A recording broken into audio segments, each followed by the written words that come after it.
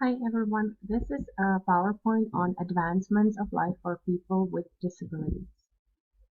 There have been some recent developments, and what has been unthinkable and unimaginable is actually true today. So today medicine can cure deafness through cochlear implantation, blindness can be cured through eye surgeries, and missing limbs can be cured through prosthetics that function better than feet and hands. Here is an image of an eye surgery treating blindness and low vision. Surgeries can return vision to many blind or vision impaired people. However, there are types of blindness where medicine is still clueless when it comes to curing it. The same is true about deafness. Digital hearing aids and cochlear implants are ways to improve hearing or to fix hearing of totally deaf people.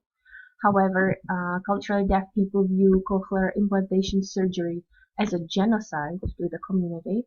There are less and less deaf people, and as a consequence of these surgeries performed at children at a very young age, and because 90% of the deaf children are born to hearing parents, then these parents decide for cochlear implantation to advance their child's life. However, as I said, the deaf community views it as a genocide because then there are no adults growing up being deaf.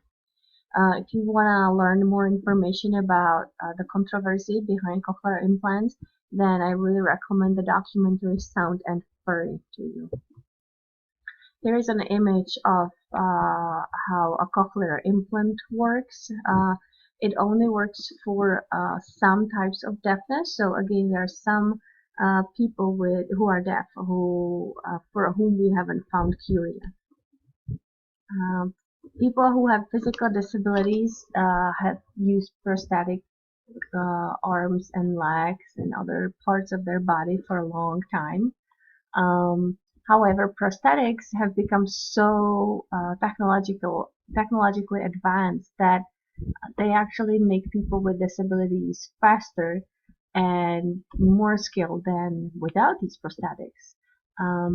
We have been also using robots for all kinds of therapy. For example, with children with autism, we can use robots to teach them social interactions and communication. For with people with motor impairments, we can use robots to improve their daily living.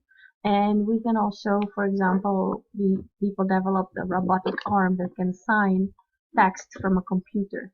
Can you think of other uses of robots today? Um, I'm thinking of all these little household robots that help you pick up things and help you vacuum and um, help you pick up mail and bring it to you and little things like that that help people who are older as well as who have disabilities. Here's a few images about how we use robots in therapy with children with autism. They respond better to robots because of uh, their eyes that are not changing as much as adult people or people's eyes that people with autism just cannot look at because there's no pattern and there is no consistency in our eyes and they constantly move around and change. Whereas robotic eyes are the same. So people with autism are able to look at them and then learn emotions, for example, or some basic communication phrases with them, so that way they can practice and then try those skills with adults.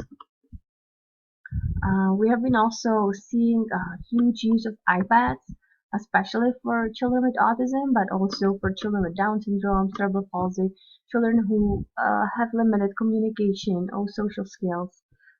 So we have the thing is that many people who have Asperger's syndrome work in computer business and computer development.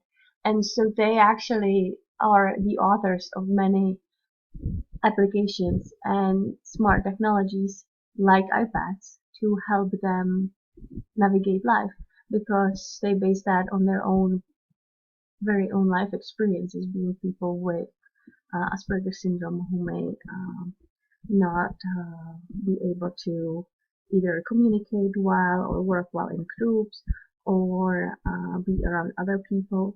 and so they developed iPads and as well as many applications that come with it for themselves pretty much. So now we use it for children with disabilities and children with autism mostly. Um, there are communication boards, there are social stories, there are face charts to express feelings or pain management, there are cartoons to help teach hygiene, and so on and so forth.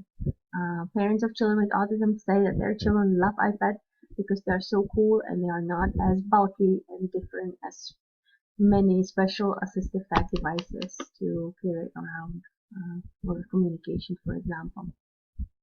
Here's a few pictures on how children can use tablets and iPads, and also more and more just smartphones where you can have lots of different apps. What you can see, some communication applications and some organizational applications too in softwares. Just simple things like first we do this and then we do this. You can set up a schedule for the child, and you can also in the lower left corner you can see some emotions. So that helps children express how they feel because they cannot communicate that properly. Now, can you think of any other technological advancements? Um, and what about cases where technology made the life of a person with disability better, faster, or easier than without disability? Now, with technology, there are advantages for sure, and people with disabilities are no longer disabled. Well, wait a moment. That is the medical model calling for curing disabilities, right? But some people do not want to be cured. I included a TED talk here. I would like you to watch it. It's about the latest advancements at the MIT when it comes to prosthetics and robotics, and they are able to help people run and climb and dance, which is something that was not thinkable even before. Before people were happy that they were able to continue walking as well as limping as they walked because their walk never looked as natural with a prosthetic leg, for example. However, today they can climb steps up and down and they can dance, and the movement looks so natural. So it is just so unbelievable and so beautiful. However, I want you to notice the medical model in all of this. You can hear the author say things like, we are fixing people, we are curing people from their disabilities. But I want you to remember that not all people with disabilities want to be fixed. They are very happy to be disabled the way they are, and they are very proud of it. It is their identity. So keep that in mind as you watch the TED Talk and enjoy that.